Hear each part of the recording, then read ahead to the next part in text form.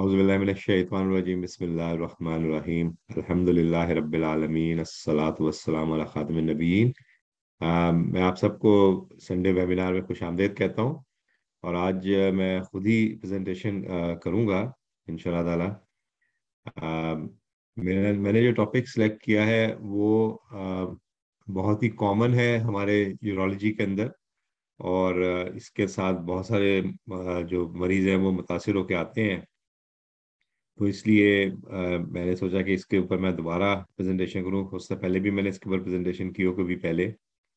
एक चीज़ मैं दरमियान में बताता चला जाऊं कि इस वीकेंड पे मैं ऑन कॉल हूं, तो हो सकता है दरमियान में कोई इंटरप्शन हो, तो उसके लिए मैं माजरत चाहता हूं पहले से। और दुआ करेंगे कोई इंटरप्शन ना ही हो तो अच्छा है। आ, तो जो टॉपिक है आज का वो kidney stones and their management, how to prevent them from forming. यानी सबसे ज़्यादा जो कॉमन प्रॉब्लम है यंग एज ग्रुप के अंदर, स्पेशली जो वर्किंग एज ग्रुप होती है, उसमें एक स्टोन फॉर्मेशन है। उसकी वजह से काफ़ी सारा टाइम जो है वो यानी वेस्ट हो जाता है, पेन की वजह से, हॉस्पिटलाइजेशन की वजह से, और उसके बाद फिर ऑपरेशन की वजह से। तो एक इसका इम्प्लीकेशंस काफ़ी सिग्निफिकेंट हैं। और अगर इसको प्रॉपरली ट्रीट ना किया जाए तो बाद में ये गुर्दे को ख़राब कर सकती हैं चीज़ें। और आदमी जो है वो हमेशा के लिए अपना गुर्दा लूज कर सकता है। ये टॉपिक मैं इन हिस्सों में तकसीम करके प्रेजेंट करूंगा कि किस तरह स्टोन जो है वो प्रेजेंट करते हैं। इसके अलावा उसमें क्या क्या इन्वेस्टिगेशंस होनी चाहिए, कुछ एग्जांपल्स आपको मैं बताऊंगा। और फिर इसके मैनेजमेंट किस तरह की जाती है। उसमें ज़रूरी नहीं कि हर स्टोन के लिए ऑपरेशन ही ज़रूरी होता है। फिर स्टोन्स के लिए मुख्तलिफ जो भी तरीक़ेकार है ऑपरेशन करने के और किस तरह मैनेज करने के, वो भी मैं आपके सामने रखूंगा। और फिर स्टोन मैनेजमेंट इन प्रेगनेंसी, जो हामला औरतें होती हैं उनके अंदर अगर स्टोन बन जाए तो उनको कैसे मैनेज किया जाना चाहिए। और यहीं पे मैं आपको मुख्तसरन बच्चों के बारे में भी बता सकूंगा कि बच्चों के अंदर जो अगर स्टोन बनते हैं तो उसके लिए हमें क्या करना चाहिए, डाइटरी एडवाइस, फॉलो अप। और इसके बाद आखिर में आपके कोई क्वेश्चन होंगे तो उसको मैं इंशाल्लाह आंसर करने की कोशिश करूंगा। जो स्टोन है वो उसका जो दर्द होता है, एक तो ये कि बहुत सारे स्टोन जब तक गुर्दे में मौजूद होते हैं उसमें कोई दर्द नहीं होता, वो साइलेंट स्टोन होते हैं। कभी कभी वो किसी और वजह वजह की वजह से सामने आते हैं, आपने किसी वजह से एक्सरे कराया या आपको जो है वो कोई और अल्ट्रासाउंड की वजह बनी, तो आपने देखा कि वहाँ पे तो गुर्दे में एक स्टोन पड़ा हुआ है। तो ये स्टोन जो है वो साइलेंट स्टोन होते हैं। लेकिन जो स्टोन शदीद दर्द के साथ सामने आता है उसमें आपको शदीद दर्द कमर से शुरू होकर नीचे की तरफ जाता है, पेट के निचले हिस्से की तरफ। और कभी कभी वो थाई जो होती हैं, यानी जो पेट का निचला हिस्सा, और वहां तक जाकर और टांग टांग की तरफ भी ट्रैवल कर सकता है। बहुत शदीद होता है, अचानक उठता है। और इसकी शिद्दत इस किस्म की होती है कि अगर हम दर्द की शिद्दत को, मैक्सिमम शिद्दत को 10 कहें, तो ये लोग कहते हैं कि ये 11/10 होता है, मतलब इतना शदीद होता है। मैंने कभी कभी खवातीन से पूछा कि लेबर पेन और इस पेन में कितना फर्क महसूस करते हैं वो लोग, तो कुछ खवातीन ने मुझे सब तक कहा कि ये लेबर पेन से भी ज़्यादा शदीद होता है। तो आप अंदाज़ा कर सकते हैं कि इस दर्द की नौयत बहुत शदीद होती है। आदमी को उल्टियाँ आनी शुरू हो जाती हैं, पसीना आता है, और उसको किसी तरह सुकून नहीं मिलता। मरीज को स्टोन की हिस्ट्री हो भी सकती है, नहीं भी हो सकती। इसके अलावा जब हम उसका पेशाब चेक करते हैं तो उसमें कभी कभी थोड़ा बहुत ब्लड नजर आता है, लेकिन ज़रूरी नहीं है कि हर स्टोन के साथ ब्लड जो है वो नजर आए। कभी कभी खुद मरीज बता सकता है, कभी कभी हम टेस्टिंग में देख लेते हैं। और 10% ऐसे स्टोन भी होते हैं जिसके अंदर पत्थर, यानी यूरिन के अंदर बिल्कुल भी आपको ब्लड नजर नहीं आएगा। तो ब्लड ना होना ये इस बात की अलामत नहीं है कि ये स्टोन नहीं है। अगर स्टोन ने किडनी को ब्लॉक कर दिया है तो वो बुखार की शक्ल में, इन्फेक्शन की शक्ल में भी सामने आ सकता है, जो कि एक एक्यूट इमरजेंसी है। और उसमें अर्जेंटली उसको बाईपास करने की जरूरत होती है, वरना वो मरीज के लिए जानलेवा भी साबित हो सकता है। जो बुनियादी इन्वेस्टिगेशन हम करते हैं इसके अंदर, हिस्ट्री जो होती है वो बड़ी टिपिकल होती है। उसके बाद एग्जामिनेशन के अंदर कभी कभी आपको कोई खास फाइंडिंग नहीं मिलती है। एब्डोमिनल एग्जामिनेशन के अंदर कभी कभी आपको जो है वो कमर के ऊपर वाले हिस्से में, यानी जो पसलियों का नीचा हिस्सा है और पेट का ऊपर वाला हिस्सा है, वहाँ पे आपको दर्द या टेंडरनेस मिलेगी, लेकिन वो ज़रूरी नहीं है। जब हम टेस्ट करते हैं तो यूरिन को भेजते हैं, और उसके साथ कभी कभी हम कल्चर भी साथ कराते हैं अगर हमें लगे कि इसके साथ इन्फेक्शन भी हो रही है।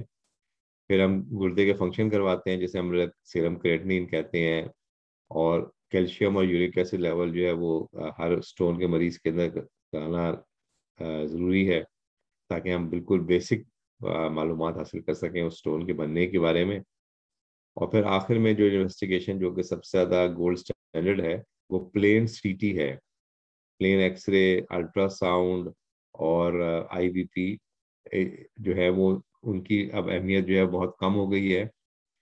पाकिस्तान में अक्सर जो लोग मुझे अपनी रिपोर्ट्स भेजते हैं स्टोन के बारे में, वो अल्ट्रासाउंड की रिपोर्ट्स भेजते हैं, जो कि इतनी ज़्यादा रिलायबल नहीं होती हैं। अगर लोग अफोर्ड कर सकें और उसको, यानी अगर हम साइंटिफिक बेसिस पे आगे लेके चलना चाहें, तो प्लेन सीटी जो है वो सबसे बेहतर इन्वेस्टिगेशन है। ये कंट्रास्ट के बगैर होता है, तकरीबन 5 मिनट में हो जाता है।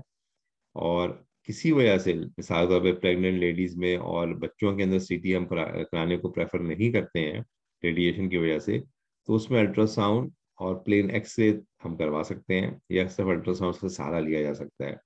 लेकिन वो आइडियल सिचुएशन ही है। प्रेग्नेंट औरतों में जब वो डिलीवर कर लेती हैं, तो बाद में हम सीटी स्कैन के जरिए ही उनकी जो फर्दर मैनेजमेंट प्लान करते हैं, ताकि हमें स्टोन के बारे में पूरा पूरा इल्म हो सके। जैसे मैंने आपको पहले कहा कि मुख्तलिफ गाइडलाइंस के अंदर सीटी स्कैन को गोल्ड स्टैंडर्ड कहा गया है, और यानी ये एक इसका एविडेंस जो है वो बहुत स्ट्रॉन्ग है कि सीटी स्कैन होना चाहिए, और उसके अंदर अगर सीटी स्कैन में स्टोन नहीं मिलता, तो इसका मतलब ये है कि उस मरीज के अंदर स्टोन नहीं है। सबसे अहम चीज़ है।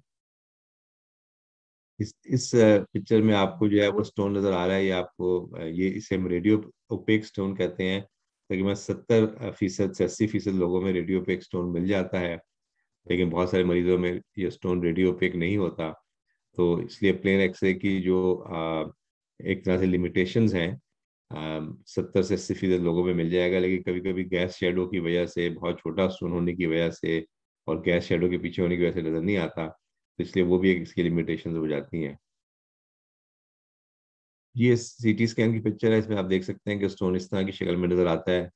ये गुर्दे, ये सीधा गुर्दा है, उसके ऊपर वाले हिस्से में स्टोन नजर आ रहा है। ये उस यूरेटर है, जो नाली गुर्दे से नीचे की तरफ आती है, उसमें स्टोन नजर आ रहा है। सीटी स्कैन में इस तरह का नजर आएगा। ये फोटोग्राफ जो है ये जो है इसमें शो किया जा रहा है कि जब स्टोन एक्यूट फेज में आपके पास आता है, और आप अगर इमरजेंसी में मरीज की तबीयत बहुत ज़्यादा ख़राब है, और उसको जो है वो इमीडिएट आप प्रॉपर ऑपरेशन पूरा नहीं कर सकते, क्योंकि आपके पास या तो फैसिलिटीज़ नहीं है, या आपके पास या मरीज की कंडीशन ऐसी नहीं है, तो उसमें हम स्टेंट डाल देते हैं। ये स्टेंट इसलिए मैंने आपके सामने तस्वीर में रखा है, क्योंकि ये एक बहुत कॉमनली चीज़ है जो यूज़ होती है स्टोन के मरीजों को, तो इसका इल्म हो जाता है वक्त के साथ साथ। लेकिन जो लोग नहीं वाकिफ होते स्टोन के बारे में, उनको ये चीज़ नज़र आनी चाहिए। ये पता होना चाहिए कि ये एक ट्यूब होती है जो गुर्दे से लेकर और मसाने तक होती है। इसके अंदर आपको जो है वो 3 स्टेट्स नज़र आ रही हैं, क्योंकि इस मरीज के अंदर जो था वो 2 यूरेटर्स आ रहे थे सीधे हाथ पे, और दोनों ही में स्टोन था। तो उसमें दोनों ही में स्टेंट डालना पड़ा, और अल्हम्दुलिल्लाह बाद में उसकी ट्रीटमेंट सारी कंप्लीट हो गई थी। तो जस्ट एक आपको सैंपल के तौर पे मैंने दिखाया कि किस तरह ये स्टेंट नजर आता है एक्सरे के अंदर, और ये चीज़ होती क्या है। ये मैंने कुछ स्टिंटिंग इंडिकेशन मेंशन किए हैं कि अगर कोई ऑब्स्ट्रक्शन यानी पथरी की वजह से, तो उसको हम दूर करने के लिए डालते हैं।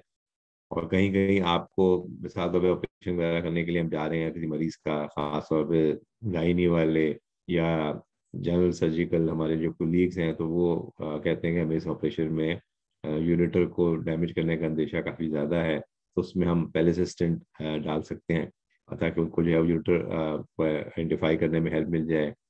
और कभी कभी आप रेडियोथेरेपी वगैरह के लिए जो है स्टेंट डाल देते हैं, ताकि अगर उनको लगे कि इसकी वजह से काफ़ी इम्कान है, तो वो उसके अंदर से रुकावट पैदा ना हो रेडियोथेरेपी की वजह से। और फाइनली अगर आपका यूरेटर में कोई इंजरी हो जाती है, तो स्टेंट से वो हील हो जाता है। एक जस्ट आपको एक आइडिया देने के लिए कि स्टेंट्स का कहाँ कहाँ इस्तेमाल हो सकता है। ये डायग्राम जो है ये स्टैगहॉर्न कैलकुलस आपने पेल्विस में देखा, काफी क्लियर नजर आ रहा है। यानी ये स्टोन काफी साइलेंट स्टोन भी हो सकता है, इसमें कोई दर्द ना हो। कभी कभी ये स्टोन जो है वो भारीपन की शक्ल में भी सामने आता है। ये मरीज ये कहता है कि मुझे हल्का हल्का भारीपन रहता है सीधे हाथ की तरफ। और और अगर मैं एक्सरसाइज वगैरह करता हूँ या कोई भारी काम करता हूँ तो मुझे पेशाब में खून वगैरह भी आ जाता है। तो उसमें फिर आप इन्वेस्टिगेशन करते हैं तो ये स्टोन सामने आ जाता है। इसमें हर स्टोन की मैनेजमेंट जो है वो डिफरेंट होती है। अक्सर जो लोग हमें कंसल्ट करते हैं वो ये पूछते हैं कि जी फलां स्टोन को उन्होंने जो है मशीन से तोड़ दिया था, आप इसका ऑपरेशन क्यों करना चाह रहे हैं? और फलां पत्थर तो खुद ही निकल गया था, तो ये तो ऑपरेशन की जरूरत ही नहीं है। और फिर तो इसमें बहुत ही आसान अल्फाज में अगर मैं इसको समराइज करूं, जो कि हम अपने जूनियर्स को भी एक्सप्लेन करते हैं, और कि स्टोन की मैनेजमेंट के अंदर चार चीज़ों को हम सामने रखते हैं। एक तो मरीज के अपने कुछ फैक्टर्स होते हैं, कुछ डॉक्टर्स के फैक्टर्स होते हैं, कुछ स्टोन के अपने फैक्टर्स हैं जिस पे से हम सिलेक्शन करते हैं कि कौन सा बेहतर होगा, और कुछ हॉस्पिटल फैक्टर्स होते हैं। मैं उसकी बहुत ज़्यादा तफसील में नहीं जाऊंगा, लेकिन मिसाल तौर पर मरीज के फैक्टर के अंदर अगर प्रेग्नेंट लेडी है तो वो लिथोट्रिप्सी के लिए सूटेबल नहीं है, वो कॉन्ट्राइंडिकेशन है। तो उस पेशेंट को हम लिथोट्रिप्सी नहीं दे सकते जो खातून प्रेग्नेंट होगी, एक मिसाल के तौर पे। डॉक्टर फैक्टर ये है कि किसी वजह से डॉक्टर जो है वो लेज़र यूज़ कर नहीं करता, या उसको उसकी ट्रेनिंग नहीं दी गई है, तो वो स्टोन को लेज़र नहीं कर सकेगा गुर्दे के अंदर या यूरेटर के अंदर।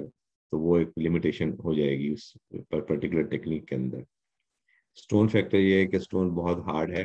आपको पता है कि ये स्टोन को अगर आप ब्रेक करना शुरू करेंगे तो ये आसानी से ब्रेक नहीं होगा। इसकी हार्डनेस का अंदाज़ा हम सीटी स्कैन के अंदर हाउसफुल यूनिट से कर सकते हैं।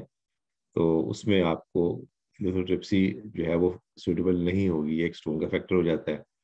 और आखिर हॉस्पिटल फैक्टर के अंदर ये है कि मिसाल तौर पर पेशेंट बहुत सूटेबल है लिथोट्रिप्सी के लिए, लेकिन उस हॉस्पिटल के अंदर लिथोट्रिप्सी की मशीन ही अवेलेबल नहीं है, या उस लोकेलिटी में या उस सराउंडिंग में लिथोट्रिप्सी की मशीन अवेलेबल नहीं है, या मरीज के लिए वहाँ तक ट्रैवल करना रेगुलर बेसिस पे मुमकिन नहीं होगा। तो इस तरह की चीज़ें जो है वो ये सारे फैक्टर्स को कंसिडर करते हुए हम लोग डिसाइड करते हैं कि कौन सी ट्रीटमेंट जो है वो मरीज के लिए सबसे बेहतर होगी। तो यानी एक तरह की जो ट्रीटमेंट है वो सबके लिए बराबर से हम उसको यूज नहीं कर सकते। ये मैंने आपको एक तस्वीर के जरिए लिथोट्रिप्सी की मशीन दिखाई है। मरीज को इस टेबल पे लिटा दिया जाता है। ये इसमें बेहोशी की जरूरत नहीं होती है। अगर हाँ बच्चों को हम ट्रीटमेंट दे रहे हो तो उनको हम बेहोश भी करते हैं, क्योंकि वो बच्चे जो है वो इसको आसानी से टॉलरेट नहीं कर सकेंगे, और उनके लिए लेटना मुमकिन नहीं होता इतनी देर के लिए, घंटे भर के लिए या 45 मिनट के लिए। तो उसमें उनको बेहोश करते हैं। वरना आम एडल्ट मर्द या औरत दोनों को आप सिलेशन दे सकते हैं, या उनको हम पेन किलर से दे सकते हैं, और उसके अंदर इस मशीन पे लिटाकर हम उसको स्टोन को ब्रेक कर देते हैं, और मरीज को एक्सप्लेन कर देते हैं कि आहिस्ता आहिस्ता स्टोन जो है वो रेजा होकर निकल जाएगा। ये काफ़ी सेफ है, इफेक्टिव ट्रीटमेंट है। और इसके अंदर जो है वो इसके रिजल्ट्स, अगर स्टोन अप्रोप्रिएटली सिलेक्ट किया जाए तो it can be more than 90% successful. Stone की सिलेक्शन बहुत इंपॉर्टेंट है। बहुत बड़ा स्टोन ना हो, बहुत हार्ड स्टोन ना हो, और स्टोन ऐसी जगह पे ना हो किडनी में जहाँ से उसको तोड़ के निकलना मुमकिन ना हो। तो उस सिलसिले में उसकी सिलेक्शन इंपॉर्टेंट है जहाँ पे आप लिथोट्रिप्सी को यूज करेंगे। ये आपको एक डायग्राम में दिखाया जा रहा है कि शॉकवेव जब आके यूज करते हैं हम, तो वो स्टोन को ब्रेक करती हैं, और फिर स्टोन ब्रेक होने के बाद आहिस्ता आहिस्ता पेशाब के जरिए बाहर आना शुरू हो जाता है। कभी कभी ये पथरी जो है इस पेशाब की नाली में स्टक हो सकती है। तो उसके लिए जो मैंने आपसे जिक्र किया था कि हम स्टिंट डाल देते हैं। अगर वो कभी कभी हम प्रीएम्प्ट कर देते हैं मरीज को, मरीज की सिचुएशन देखते हुए, कि मिसाल तौर पे वो उसने ट्रैवल करना है लिथोट्रिप्सी के बाद, और उसके लिए ऐसा मुमकिन नहीं होगा कि किसी अस्पताल में जाके वो अपना इलाज करा सके। तो उसमें हम स्टेंट पहले से डालकर लिथोट्रिप्सी करते हैं, और उसके बाद उसको हम स्टेंट के साथ ही वो ट्रेवल भी कर सकता है और वो दोबारा भी आ सकता है लिथोट्रिप्सी कराने के लिए। ये स्टेंट जो है वो 6 महीने तक रखी जा सकती है, उसके बाद उसको निकाल दिया जाता है। 6 महीने इसका जो है, कुछ स्टेंट जो है वो साल के लिए भी होती हैं, लेकिन मकसद ये नहीं है कि स्टेंट लगा के मरीज को बहुत अरसे के लिए छोड़ दिया जाए। मकसद ये होता है कि उसको पेन प्रिवेंट किया जाए और उसको जो है वो एक तरह से कंफर्टेबल उसकी प्लानिंग हो आगे की।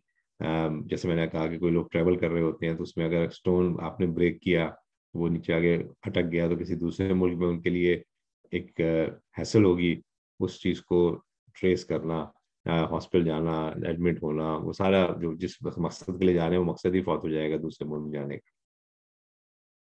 इसके बाद ये जो तस्वीर है इसे हम लोग यूरेट्रोस्कोपी कहते हैं। ये एक सेमी रिजिड इंस्ट्रूमेंट होता है जो मरीज को बेहोश करके हम लोग पेशाब की नाली में डालकर और मसाने के जरिए हम यूरेटर में दाखिल होते हैं। और इसके जरिए हम स्टोन को, अगर बहुत छोटा स्टोन है तो उसको हम यानी जैसे सिंपली हम कैच करके निकाल लेते हैं बास्केट के जरिए या फोर्सेप्स के जरिए। अगर रिलेटिवली बड़ा स्टोन है तो उसको लेजर की ट्रीटमेंट करते हैं या लिथोक्लास्ट के जरिए उसको ब्रेक कर देते हैं और फिर उसके छोटे टुकड़ों को हम आहिस्ता आहिस्ता करके उसी वक्त निकाल देते हैं। आखिर में अगर ज़रूरत होती है तो स्टेंट को हम रखते हैं, अगर नहीं होती है डिपेंड करता है कि यूरेटर कितना डायलेट है और कितनी देर लगी है उस प्रोसीजर करने में, उस हिसाब से ये इंडिविजुअल फैसला होता है। लेकिन मरीज को पहले से हम बता देते हैं कि इसके अंदर स्टेंट रखने का इम्कान और मौजूद रहेगा, ताकि मरीज के लिए ये चीज़ जो है वो अचानक एक यानी अचंभा ना हो कि भाई ये क्या हो गया मेरे साथ, ये स्टेंट क्यों डाली गई है। तो ये चीज़ बड़ी इंपॉर्टेंट है कि मरीज को पहले से आप इन्फॉर्म कर दें इसके बारे में। ये एक तस्वीर है जिसमें बास्केट के जरिए स्टोन को निकाला जा रहा है। बास्केटिंग को हम लोग प्रेफर नहीं करते क्योंकि इससे कॉम्प्लिकेशन के चांसेस बढ़ जाते हैं। बहुत ही रेयरली लोअर यूरेटर के अंदर बास्केट में यूज़ करता हूँ। आमतौर पर मेरी कोशिश होती है कि लेज़र के जरिए और उसको ब्रेक कर दिया जाए ताकि स्टोन खुद से पास हो जाए या उसी वक्त उसको जो है वो निकाल दिया जाए। स्टोन मैनेजमेंट इन प्रेगनेंसी, इसमें बाकी चीज़ें तो बिल्कुल उसी तरह ही रहेगी जैसे मैंने पहले कही थी कि आप यूरिन का टेस्ट करते हैं, किडनी का टेस्ट करते हैं, कैल्शियम और यूरिक एसिड चेक करते हैं।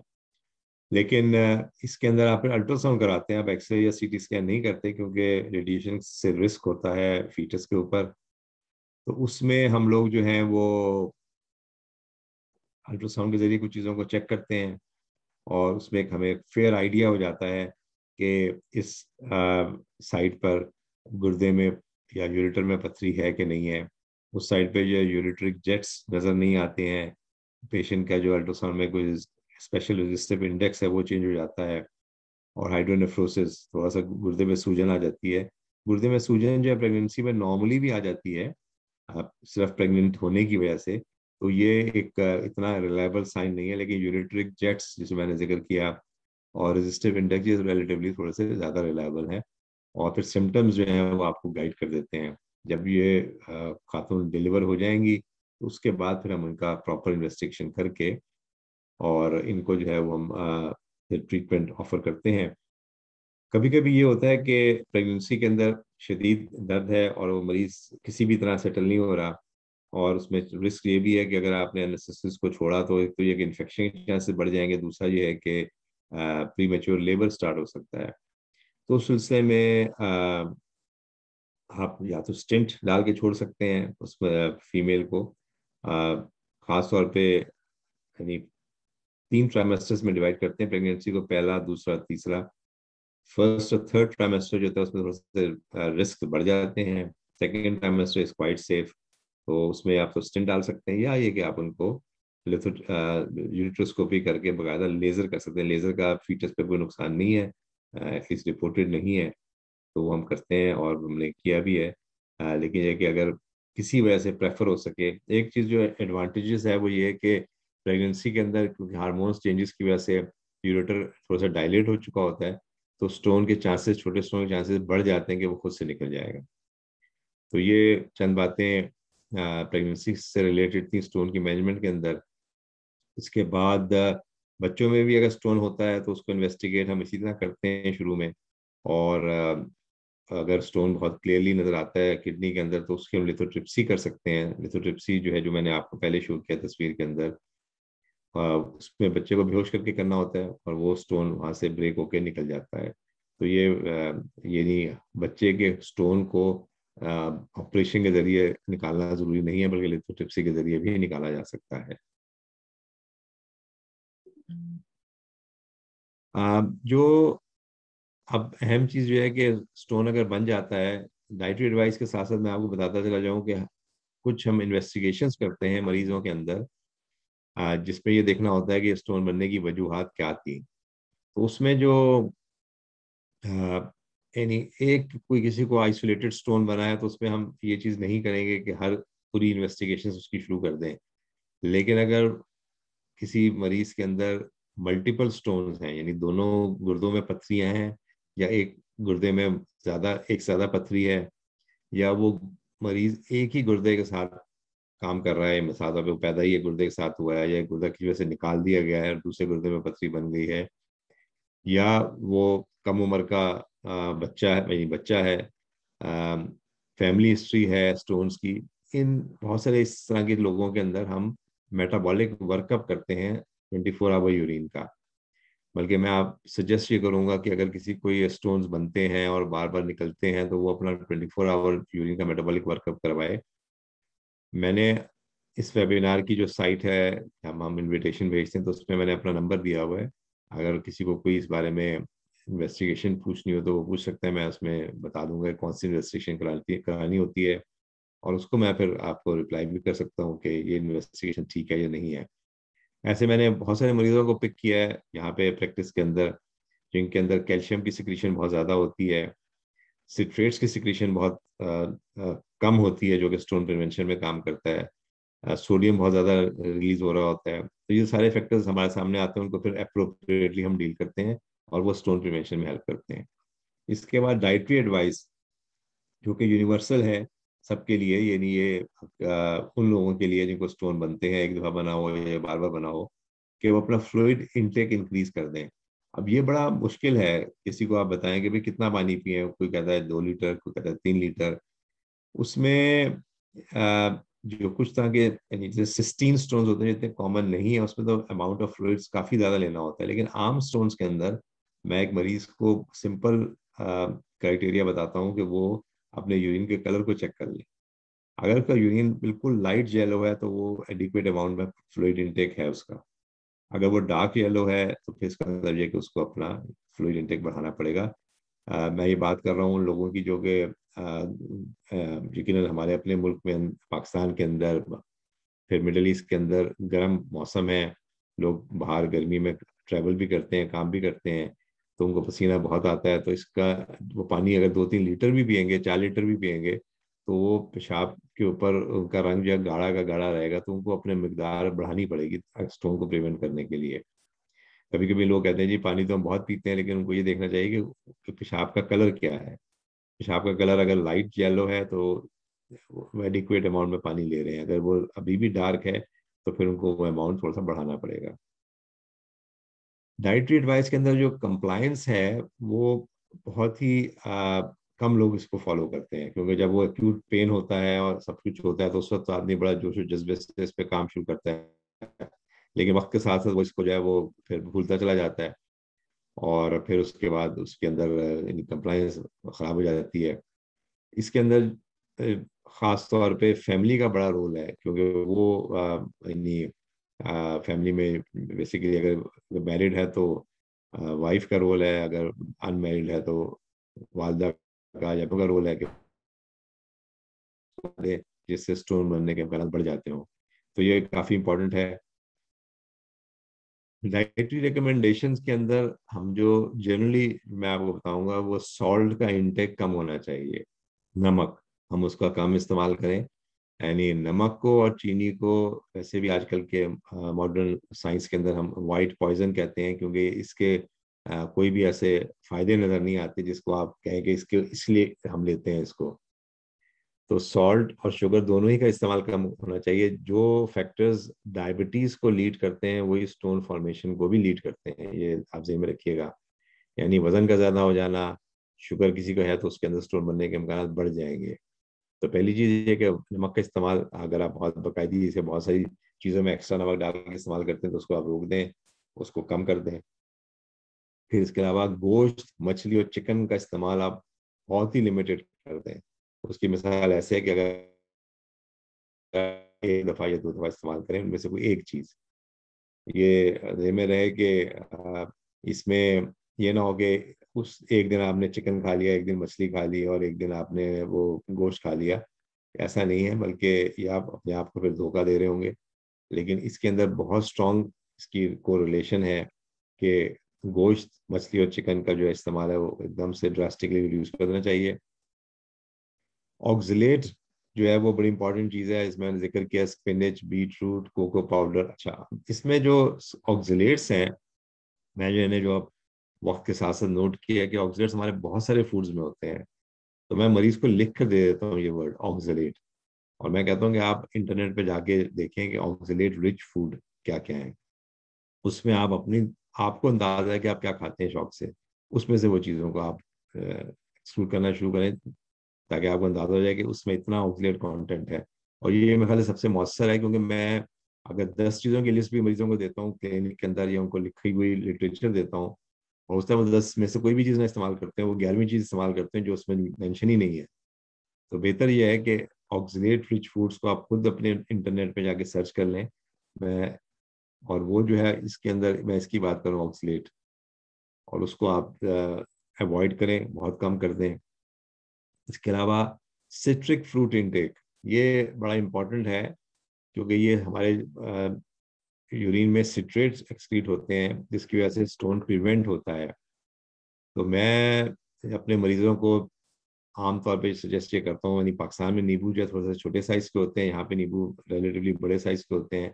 तो यहाँ पे तकरीबन 5 नींबू सुबह पानी में निचोड़ के इस्तेमाल करें, और वो जग जो है जिसमें आपने नींबू निचोड़े हैं उनको पूरे दिन आप इस्तेमाल करते रहें। इसके अलावा भी पानी पिएं, और जो भी आपने चाय कॉफ़ी पीनी है वो पीते रहें, लेकिन 5 नींबू कम से कम डेली इस्तेमाल करें, तो उससे आपको जो सिट्रिक एसिड कंटेंट यूरिन में होगा या सिट्रेट की एक्सक्रीशन है वो बेहतर हो जाएगी। कभी कभी हमें एक्स्ट्रा दवाइयाँ भी देनी पड़ती हैं, लेकिन दवाइयों को अवॉइड करने की बजाय अगर नेचुरल तरीके से हम उसको मेंटेन रखें तो ज़्यादा बेहतर है। और फ्रूट्स जिसमें सिट्रिक एसिड हो सकता है लेमन्स के अलावा, वो ऑरेंजेस हैं, वो वाटरमेलन, तरबूज है। लेकिन ऑब्वियसली तरबूज आदमी हर वक्त नहीं खा सकता, या और ऑरेंजेस भी खा सकते हैं, लेकिन ये ध्यान में रखिए कि ऑरेंजेस जो है वो वजन बढ़ाने की सबब भी बन जाएगा, और डायबिटीज़ के अंदर भी आप बहुत ज़्यादा इस्तेमाल नहीं कर सकते। तो वाटरमेलन रिलेटिवली एक ऐसी चीज़ है जो कि आप इस्तेमाल में रखें, और इससे फ़ायदा, लिटरेचर में इसका फ़ायदा मेंशन किया हुआ है, और लोगों ने खुद भी रिपोर्ट किया है जो हमारे पास आते हैं रेगुलर बेसिस पे। आपको डेयरी प्रोडक्ट्स जो हैं उसमें आप बहुत ज़्यादा रिस्ट्रिक्ट करने की जरूरत नहीं होती है, लेकिन अगर आप, बल्कि मैं सजेस्ट ये करूँगा कि अगर आप दूध लेते हैं या नहीं लेते तो लेना शुरू कर दें, खासतौर पे खाने के साथ, यानी दोपहर के खाने के साथ या सुबह नाश्ते के साथ। क्योंकि जो फूड आप ले रहे हैं उसमें ऑक्सलेट जो है वो दूध के साथ, दूध में कैल्शियम होता है, दोनों मिलकर किसी एक दूसरे की एब्जॉर्प्शन को रोक देते हैं। अगर आप दूध लेना छोड़ देंगे बिल्कुल तो उससे ये होगा कि ऑक्सलेट ज़्यादा एब्जॉर्ब होंगे और वो आपके लिए ज़्यादा नुकसानदेह होंगे बाद में। तो ये जो चीज़ें एक तरह से मैंने इसको समराइज कर दिया है इन चीज़ों को। आपके ज़हन में जो भी सवालात होंगे इंशाल्लाह उसका मैं जवाब दूंगा। तो ये फूड के अंदर प्रिवेंशन ऑफ स्टोन बहुत इंपॉर्टेंट है। और ये मैं एक आखिर में एक है कि जो मेरे ख्याल से आप सभी लोग पढ़ सकते हैं, wise physician said the best medicine for human is care and love. Someone asked what if it doesn't work, he smiled and answered increase the dose. तो ऑब्वियसली, यानी हम जब मरीज आता है खासतौर पे जिसको इस तरह का पेन हो रहा होता है या स्टोन का दर्द है, तो वो काफ़ी तकलीफ दे होता है। तो उसमें खा उसको बहुत ज़्यादा एक्स्ट्रा सपोर्ट की ज़रूरत होती है, और वक्त के साथ साथ उसको बताने की जरूरत होती है कि क्या वो करे क्या ना करे। तो ये मेरी लास्ट स्लाइड है। इसके बाद अगर कोई क्वेश्चंस हैं तो आप क्वेश्चंस कर सकते हैं। जज़ाकल्लाह खैर आपके अटेंडेंस का और सुनने का।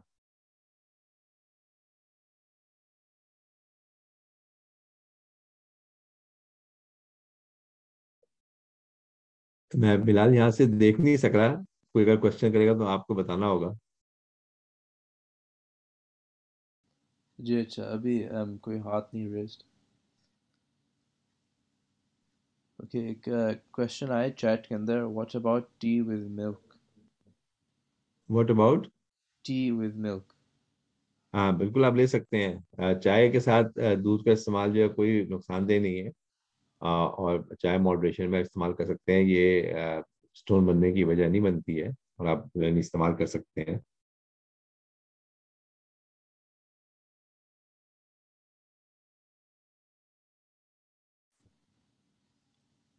उसके अलावा भी कोई हाथ नहीं रेस्ड और कोई क्वेश्चन नहीं है।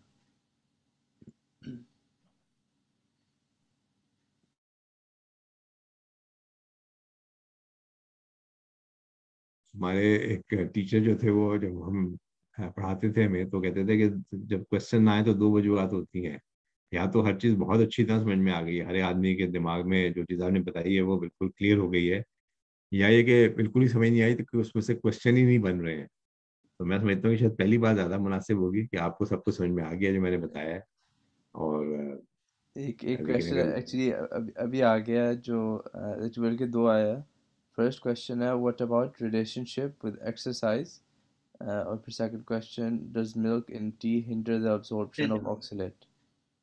एक सेकेंड मैं इसको lactose intolerance people, what can they use instead of milk? मैं जो एक्सरसाइज से जो इसका ताल्लुक है, एक तो ये कि एक्सरसाइज से कोई इसका लिंक नहीं है। अगर आप एक्सरसाइज करते हैं और पसीना आता है तो आपको एडिक्वेट अमाउंट ऑफ फ्लूइड लेना चाहिए। एक्सरसाइज हमेशा बेहतर है, हर बीमारी के लिए बेहतर है। स्टोन से इसका कोई ऐसा डायरेक्ट लिंक नहीं है हाथ नहीं कि, उठा सकते तुम? स्टोन जो है वो एक्स्ट्रा कोई सॉरी एक्सरसाइज से कुछ स्टोन बनने के इम्कान बढ़ जाते हैं, बिल्कुल ऐसा नहीं है। बल्कि एक्सरसाइज से जो है वो आपको ऑब्वियसली, जनरली स्पीकिंग, आप ज़्यादा फिट होंगे। और पानी लेकिन आपको ज़्यादा इस्तेमाल करना चाहिए ताकि आपको जो पसीना वगैरह है वो कंपेंसेट हो जाए इस को इस्तेमाल कर नहीं एक्सरसाइज के अंदर। दूसरा जो है दूसरा क्वेश्चन क्या था बिलाल? क्योंकि मैं क्वेश्चन खुद से शायद, does milk what about relationship with exercise, does milk in T handle, ये भी मैंने बता दिया आपको जी। जी और एक हाथ रेज्ड है डॉक्टर आरिफा अब्दुल समद का। जी जी। अब मुझे ये पूछना था, जैसे अब आप कह रहे थे ना कि ऑक्जिलेट से होता है, और बहुत सारी चीजें जो आप ऑक्जिलेट की बता रहे हैं वो काफी मतलब हम लोगों की डाइट में होती हैं काफी, तो मतलब ये और काफी खाते हैं, जैसे काफी भी लेते हैं, तो क्यों ऐसे होता है कि कुछ लोगों को बन जाते हैं और कुछ लोगों को नहीं बनते, बिल्कुल कभी भी नहीं बनते? हाँ, उसमें उसमें जो है बड़ा अच्छा क्वेश्चन है ये।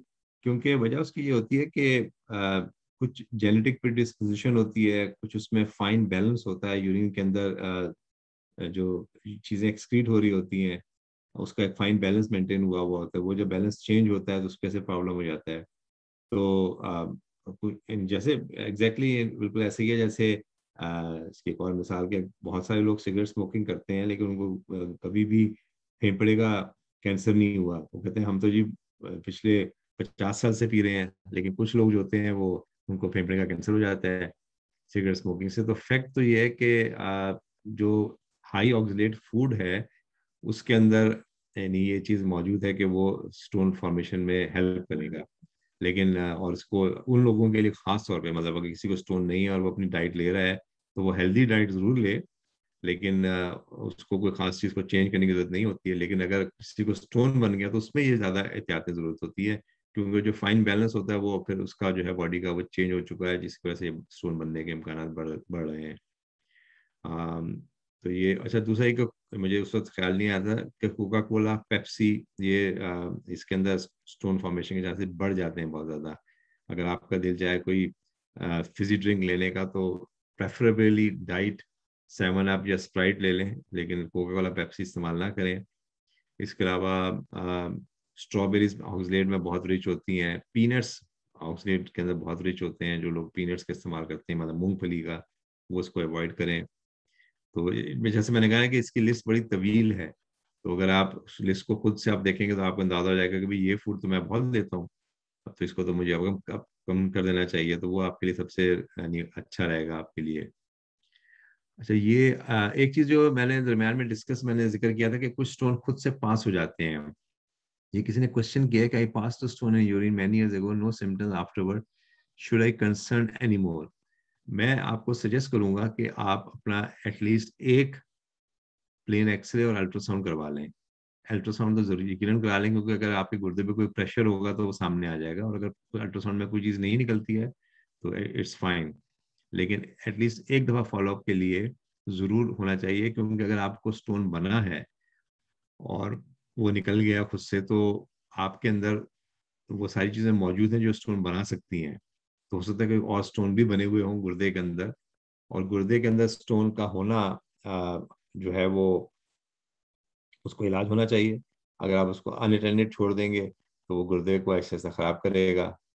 वो खराब करने की जो तनासुब है वो बहुत ज्यादा नहीं है, लेकिन स्टोन की जगह पे डिपेंड करता है कि स्टोन कहाँ पे है। और दूसरा, जो स्टोन सबसे ज्यादा पेन करता है वो सबसे ज्यादा अच्छा स्टोन होता है, क्योंकि मरीज उसके बारे में हमेशा उसको याद रहता है कि ये इसको जो है मुझे किसी ना किसी तरह डील करना है।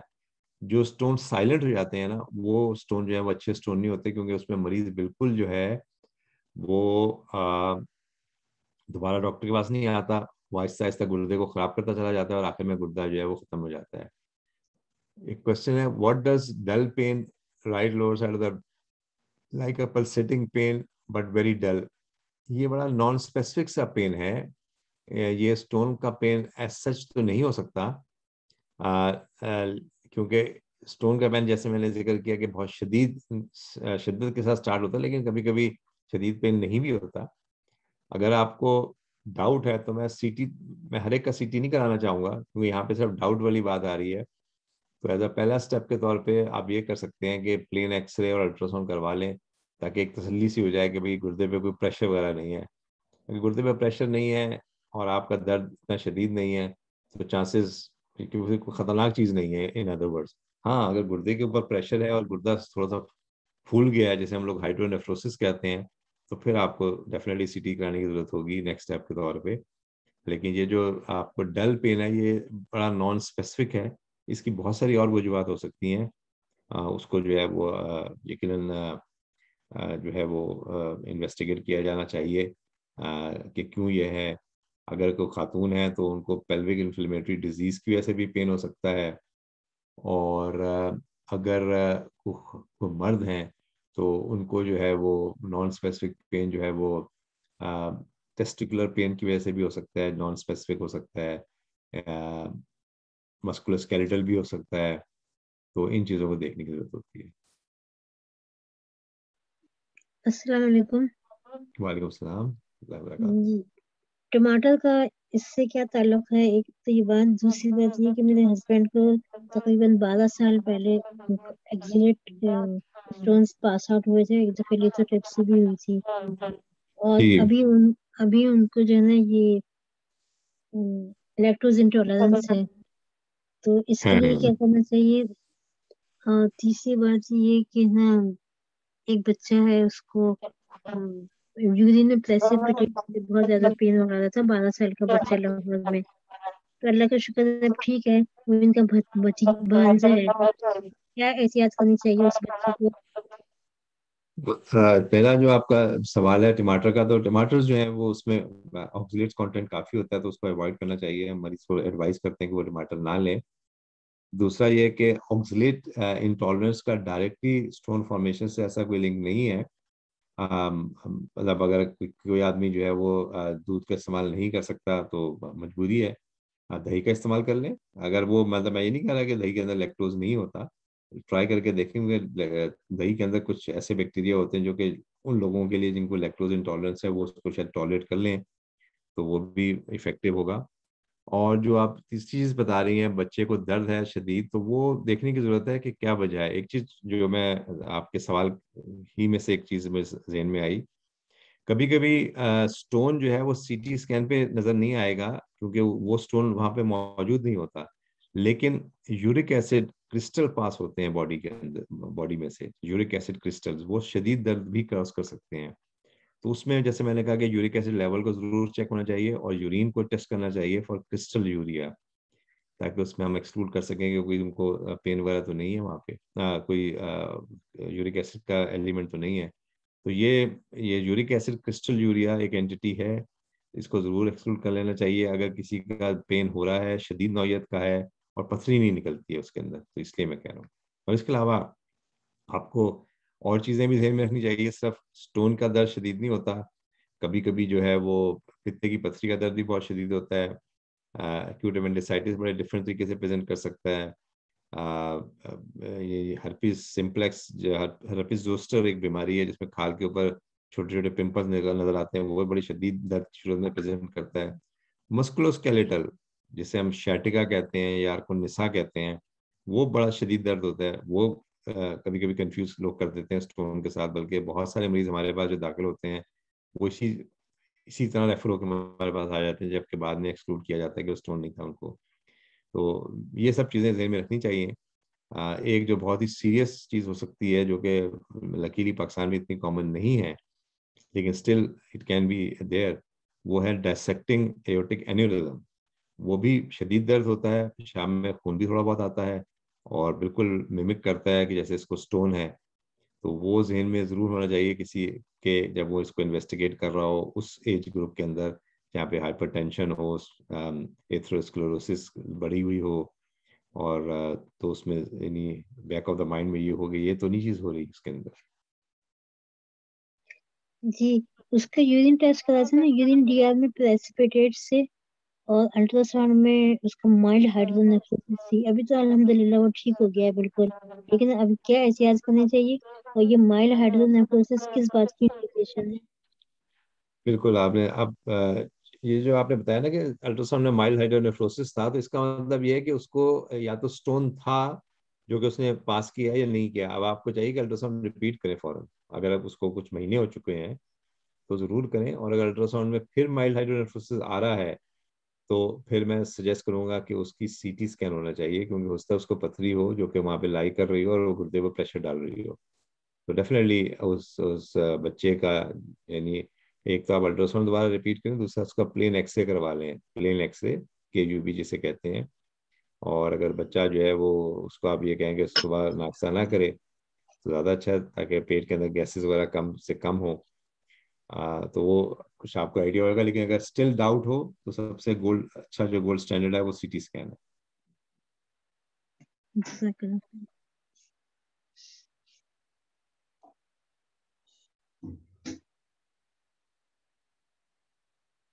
तो जैसे मैंने पहले भी अक्सर प्रोग्राम से मैं बताता रहता हूँ कि अगर आपको कोई कंसल्टेशन वगैरह करनी हो तो जो नंबर मैंने दिया हुआ उस पर आप मैसेज कर सकते हैं, तो मैं आपको उसका वॉइस मैसेज पे जवाब भी दे दूंगा। और अगर कोई टेस्ट कराने होंगे या कोई मेडिकेशन सजेस्ट करनी होगी तो मैं खुद आपको मेडिकेशन लिख के भेज दूंगा। बहुत बहुत शुक्रिया। अगर और कोई क्वेश्चन नहीं तो इसको हम क्लोज करते हैं। मेरे लिए भी बहुत अच्छा है, मैं आज हम कॉल हूँ तो मैं अभी जाके हॉस्पिटल मुझे राउंड वगैरह करना है। जज़ाकल्लाह आपकी शमूलियत को। और अगले हफ्ते उम्मीद है कि जिन लोगों ने पहले ये सेशन शुरू किए थे, एक तो हमारे साइकेट्रिक जो दोस्त हैं इमरान साहब, और फिर डॉक्टर जीशान जो जनरल सर्जन हैं, उन लोगों ने अपनी कोई ना कोई मजबूरी थी उनके साथ इस वीकेंड पे, तो उम्मीद है कि उनमें से कोई अवेलेबल होगा तो इंशाल्लाह वो प्रेजेंट कर सकेंगे। जज़ाकल्लाह खैर। अस्सलाम वालेकुम रहमतुल्लाह।